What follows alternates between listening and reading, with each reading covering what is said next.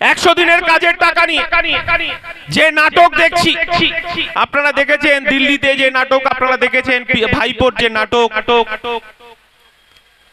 আমরা রাজ্যপালের কাছেও দেখলাম সেই একই নাটক। আর আমার ইন্ডিয়ান সেকুলার ফ্রন্টের চেয়ারম্যান বলছে এই দেগঙ্গা সহ আমার রাজ্যের মানুষের যারা প্রকৃত জব কার্ডের কাজ করেছে, কারোর 17,000, কারোর 18,000, কারোর 20,000 টাকা বাকি আছে। আমার দলের চেয়ারম্যান নওশাদ সিদ্দিকী প্রধানমন্ত্রীকে চিঠি লিখে বলেছে 100 দিনের কাজের টাকা দিতে হবে গরিব খেটে খাওয়া যারা শ্রমজীবী মানুষ কাজ করেছে। এখানেই আমাদের বিকল্প। আমরা ইন্ডিয়ান সেকুলার ফ্রন্ট বলেছি যে গরিব মানুষের 100 দিনের টাকা ফেরতের জন্য যদি আমাদের সুপ্রিম কোর্টে যেতে হয়, আমরা আবার পুনরায় সুপ্রিম কোর্টে যাব। কিন্তু রাজ্যের মুখ্যমন্ত্রী ইডি সিবিআই এর হাত থেকে তার ভাইপোকে বাঁচানোর জন্য supreme court, high court single bench, double bench করতে পারে। আর গরিব খেটে খাওয়া শ্রমজীবী মানুষের 100 দিনের কাজের টাকা লুট হয়ে গেল। 100 দিনের কাজের টাকা মেরে যারা দিনে একটা করে বিড়ি খেত, তারা স্করপিও নিয়ে ঘুরছে। তার বেলায় আমাদের রাজ্যের মুখ্যমন্ত্রী সুপ্রিম কোর্ট জানেন না। আমরা ইন্ডিয়ান সেকুলার ফ্রন্ট বলছি গরিব মানুষের লড়াইয়ের ক্ষেত্রে, তার রুটি রুজির ক্ষেত্রে আমাদের যদি 100 দিনের কাজ আদায় করে নিয়ে আসতে হয়, আমাদের যদি সুপ্রিম কোর্টে যেতে হয়, আমরা সুপ্রিম কোর্টে এই রাজ্য সরকারকে শেষ দেখে ছাড়বো। মঞ্চে উপস্থিত আছেন এই বাংলার বাঘ নওশাদ সিদ্দিকী। গতকালকে আপনারা মিডিয়াতে দেখেছেন, গত পরশুদিন আমাদের আইএস এখন সারা রাজ্যে আমাদের সম্মেলন চলছে। গুরুদাসনগরে আমাদের দলের সম্মেলন ছিল এবং সম্মেলন থেকে ফেরার পর তৃণমূলের ভাইপো বাহিনী, তিনি নাকি এই বাংলার আইকন অভিষেক বন্দ্যোপাধ্যায় লেঠেল বাহিনী আমাদের কর্মীদের উপর ঝাঁপিয়ে পড়েছিল। আমাদের দলের একনিষ্ঠ কর্মী আমাদের সঙ্গে 42 দিন জেল খেটেছিলেন। অবতার, তার একটা চায়ের দোকান ছিল ডায়মন্ড হারবার স্টেশনে। ভাইপো বাহিনী রাতের অন্ধকারে সেই চায়ের দোকানটাকে ভেঙে টুকরো টুকরো করেছেন, আপনারা মিডিয়ার মধ্যে দেখেছেন। সারা ভারতবর্ষের মানুষ দেখেছেন যে ডায়মন্ড হারবারে যে অভিষেক বন্দ্যোপাধ্যায় গণতন্ত্রের কথা বলছেন, আমরা হাসবো না কি করব বুঝে উঠতে পারছি না। সবে মাত্র বাংলার বাঘ আমার দলের চেয়ারম্যান বলেছেন যে আমি ডায়মন্ড হারবারে দাঁড়াবো, আমি দলের কাছে প্রস্তাব রাখবো। ভাইপো বাহিনী মাথার চুল খাড়া হয়ে গেছে, কি করবে বুঝে উঠতে পারছে না। আমাদের দলের সাধারণ কর্মীদের উপর অত্যাচার নামিয়ে এনেছেন।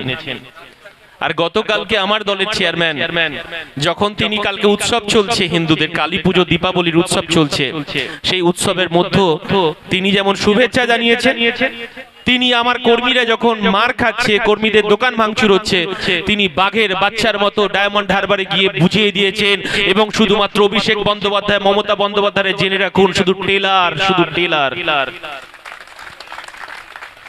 আর দেগঙ্গার চাকলার মানুষের কাছে বলছি, 2011 সালের এই চাকলার মানুষ মমতা বন্দ্যোপাধ্যায়ের ডাকে সাড়া দিয়েছিলেন। আমরা জানি একটা ভুয়ো আওয়াজ চারিদিকে ছড়িয়ে ফেলেছিল, সেটা শুনেছি যে দেগঙ্গায় নাকি জমি দখল হচ্ছে।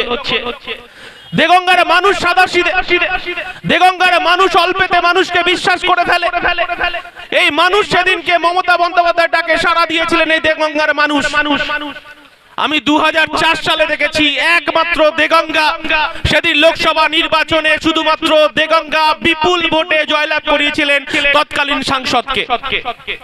গত লোকসভা নির্বাচনও দেখেছি আমাদের প্রিয় সাংসদ জেলার কাকলি ঘোষ দস্তিদারকেও আপনারা জিতেছিলেন, যিনি নারদা কেলেঙ্কারিতে টাকার ঘুষ নিচ্ছেন, সেই কাকুলি দিকে আপনারা এই দেগঙ্গা থেকে হাজার হাজার ভোটে জিতিয়েছিলেন।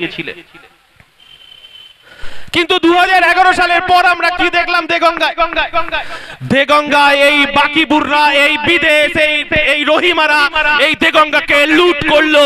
আপনারা প্রতিবাদ করবেন না দেগঙ্গার মানুষ? কিছুদিন আগে শুনছিলাম বিদেশ নাকি যে অফিসে বসে মমতা বন্দ্যোপাধ্যায় তার ছবির উপরে নাকি চুনকালি লাগিয়ে সাদা করছেন। বাঁচবেন না, দেগঙ্গার মানুষ আপনাকে তাড়া করবেই, গণতান্ত্রিক পদ্ধতিই আপনাদেরকে দেগঙ্গা ছাড়া করবে। এই দেগঙ্গার মানুষের জব কার্ডের অধিকারটাকে লুট করে নিল এই তৃণমূল কংগ্রেস। 100 দিনের কাজের গ্যারান্টিটাকে চুরি করে নিল, কোটি কোটি টাকা এই গ্রামের যারা সদস্য থেকে শুরু করে, সুপারভাইজার থেকে শুরু করে, প্রধান থেকে শুরু করে, জেলা পরিষদের কর্মাধ্যক্ষ শুরু করে এবং এখানকার এমএলএ থেকে শুরু করে এ ঘাট ও ঘাট হয়ে কালীঘাটে গেছে। এই দেগঙ্গার মানুষের অর্জিত অধিকার 100 দিনের কাজের টাকা এই দেগঙ্গা থেকে লুট হয়ে গেল। আর গরিব খেটে খাওয়া শ্রমজীবী মানুষের চাল ডাল এই বালুর হাত ধরে, এই বাকিপুরের হাত ধরে এই দেগঙ্গাকে লুট করে নিল। তাই তো আমরা আজকে এসেছি, যখন তৃণমূল একদিকে লুট করছে আর আমার দলের কর্মীরা, আমার দলের সদস্যরা রক্ত দিয়ে মূর্ছ মানুষকে বাঁচানোর চেষ্টা করছে। এটাই ইন্ডিয়ান সেকুলার ফ্রন্ট, এটাই বিকল্প নিয়ে আমরা দেগঙ্গায় হাজির হয়েছি। দেগঙ্গার মানুষের বেকার যুবকের কর্মসংস্থানকে চুরি করে ফেলল। খুব ভয়াবহ পরিস্থিতি দেগঙ্গায় যারা ভেড়ি ব্যবসাদার আছে সেখানে লুটের রাজনীতি।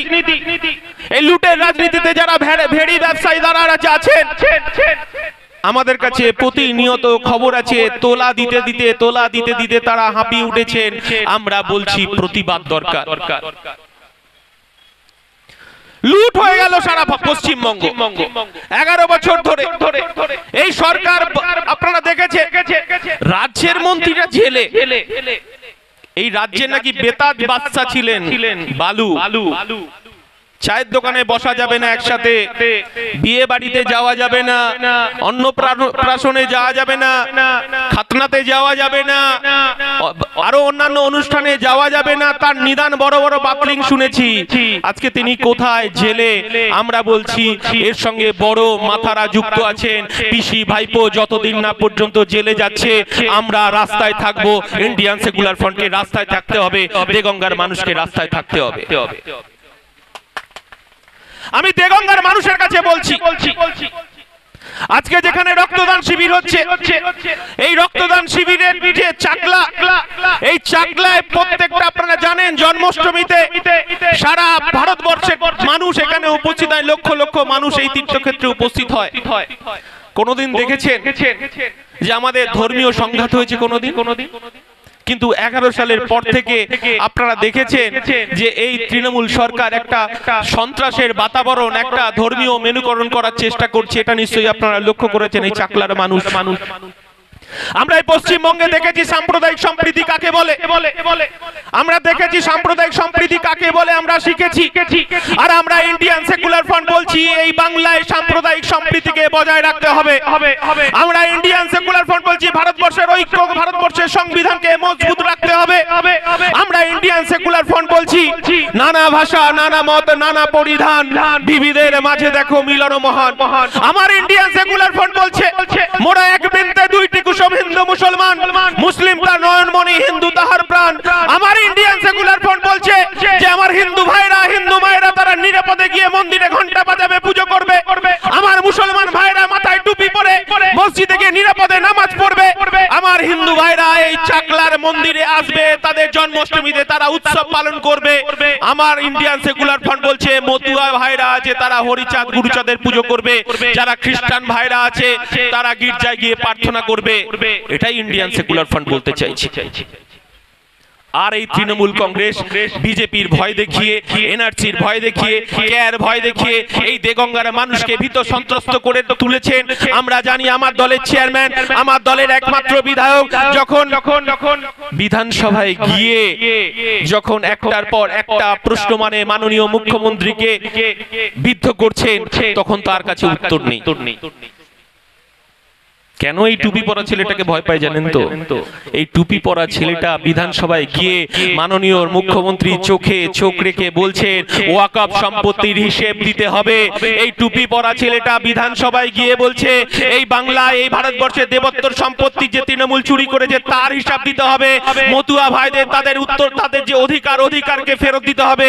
এই কারণে এই টুপি পরা ছেলেটাকে ভয় পাচ্ছে তৃণমূল কংগ্রেস।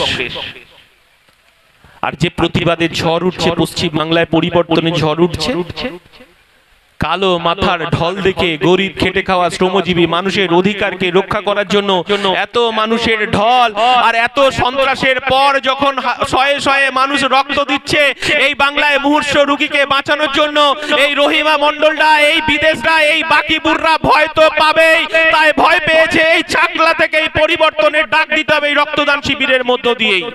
এই কথাটাই বলার জন্য আমরা এই দেগঙ্গায় আজকে চাকলাতে উপস্থিত হয়েছে, আমার দলের চেয়ারম্যান উপস্থিত হয়েছেন তার মূল্যবান কথা বলার জন্য।